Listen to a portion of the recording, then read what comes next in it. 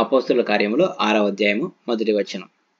ఆ దినములలో శిష్యుల శంక విస్తరించుచున్నప్పుడు అనుదిన పరిచర్యలో తమలోని విధవరాండ్రును చిన్నచూపు చూచిరని హెబ్రీయుల మీద గ్రీకు భాష మాట్లాడు యూదులు సనగసాగిరి. 2వ వచనం. అప్పుడు 12 అపోస్తులు తమ యొద్దకు శిష్యుల సమూహమును పిలిచి, మేము దేవుని వాక్యము బోధించుట మాని ఆహారం పంచిపెట్టుట యుక్తము కాదు. 3వ వచనం. కాబట్టి సహోదరులారా, ఆత్మతోనూ జ్ఞానముతోనూ నిండుకొని మంచి పేరు పొందిన 7 మనుష్యులను మీలో ఏర్పరచుకునుడి. 4వ వచనం. మేము వారిని ఈ పనికి నియమింతుము. అయితే మేము ప్రార్థన ఎందును వాక్య పరిచయ ఎందును ఎడతెగక యుద్ధమని చెప్పిరి. 5వ వచనం.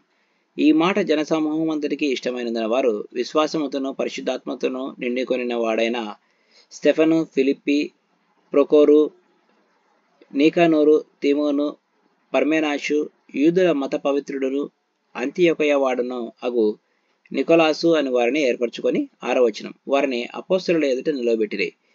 వీరు ప్రార్థన చేసి వారి మీద చేతులుంచిరి. 7వ వచనం. దేవుని వాక్యము ప్రబలమై శిష్యుల సంఖ్య యెరూషలేములో బహుగా విస్తరించెను. మరియు యాజకులలో అనేకులు విశ్వాసమునకు లోబడిరి. 8వ వచనం. స్టెఫెను కృపతోనూ బలముతోనూ నిండిన వాడై ప్రజల మధ్య మహత్కార్యములను గొప్ప సూచక క్రియలను చేయుచుండెను. 9వ వచనం.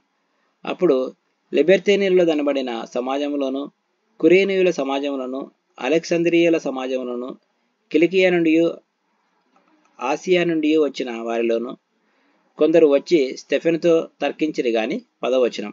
మాటలందు అతడు అగుపరిచిన జ్ఞానమును అతనిని ప్రేరేపించిన ఆత్మను వారు ఎదిరింపలేకపోయిరి. 11వ వచనం. అప్పుడు వారు, వీడు మోషే మీదను దేవుని మీదను దూషణ వాక్యములు పలకగా మేము వింటిమని చెప్పుటకు మనుష్యులను కుదుర్చుకొని 12వ వచనం.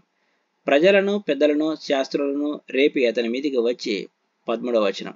అతనిని పట్టుకుని మహాసభ యొద్దకు తీసుకుని పోయి అబద్ధపు సాక్షులను నిలబెట్టిరి. వారు, ఆ మనుష్యుడు ఎప్పుడునూ ఈ పరిశుద్ధ స్థలమునకు మన ధర్మశాస్త్రమునకు విరోధముగా మాట్లాడుచున్నాడు. 14వ వచనం.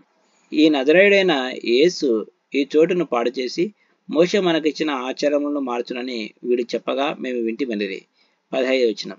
సభలో కూర్చున్న వారందరూ అతని వైపు తేర్చుడగా అతని ముఖము దేవదూత ముఖం వలె వారికి కనబడెను. Praise the lord.